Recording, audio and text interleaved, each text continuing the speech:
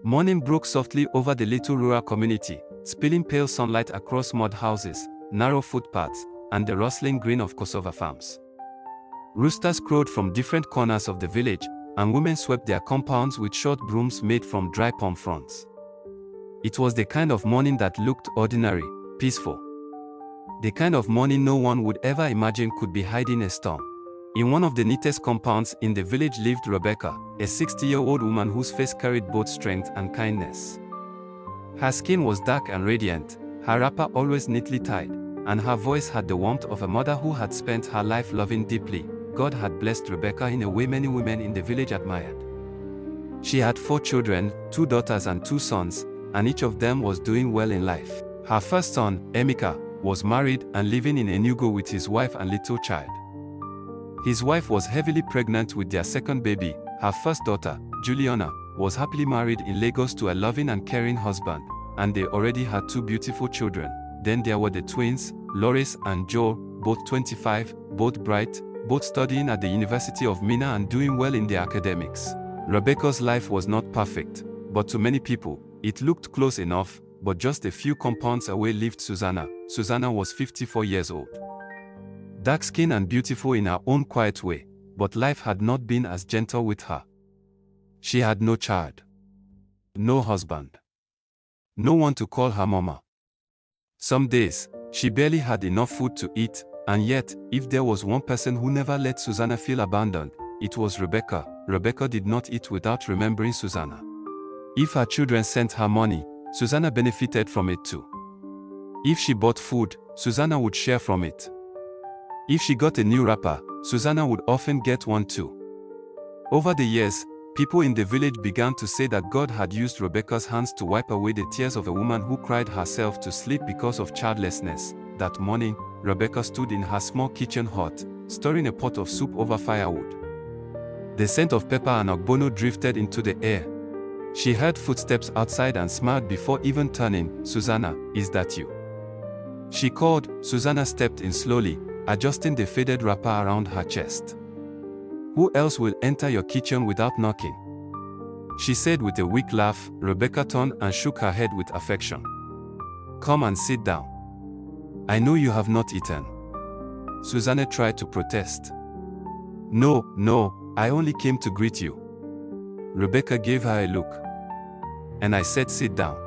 Susanna sat on the low wooden stool, her eyes following Rebecca's every movement. There was always something painful and grateful in the way she looked at her friend. Rebecca scooped some hot food into a plate and placed it before her. "Eat fast," she said. "Then greet me later." Susanna's eyes softened. "Rebecca, may God keep blessing your children. May they never know sorrow." Rebecca paused for a second, then smiled. "Amen." Susanna lowered her gaze. "You have done for me what even blood relatives could not do. Sometimes I ask God why He did not give me even one child. Just one, Rebecca. Just one person to call my own." Her voice broke at the end. Rebecca quickly moved closer and sat beside her. "Susanna, how many times will I tell you this? You are not alone.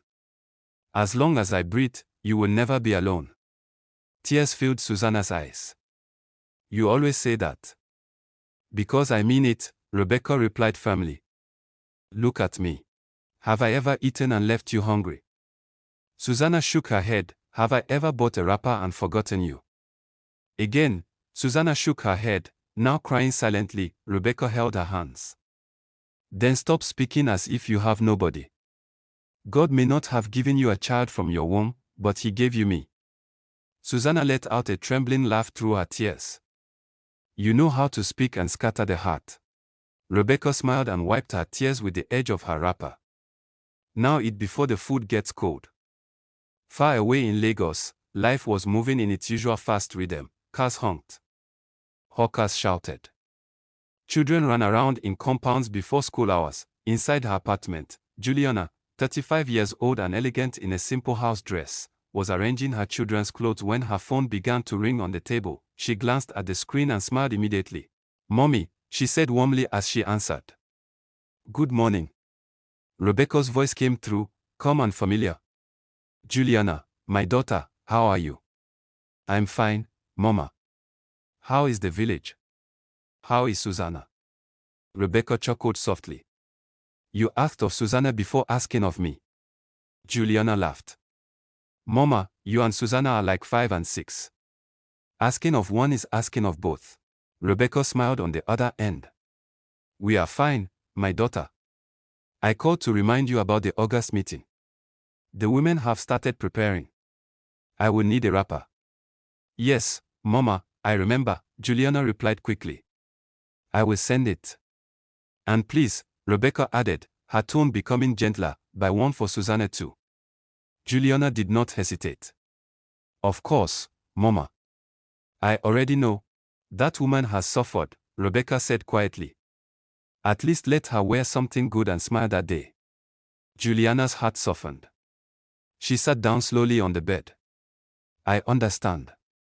I will get a good one for her. Not ordinary quality. Rebecca laughed proudly. That is my daughter. At that moment, Juliana's husband entered the room, adjusting his wristwatch as if preparing to leave for work. He noticed her expression. Is that Mama?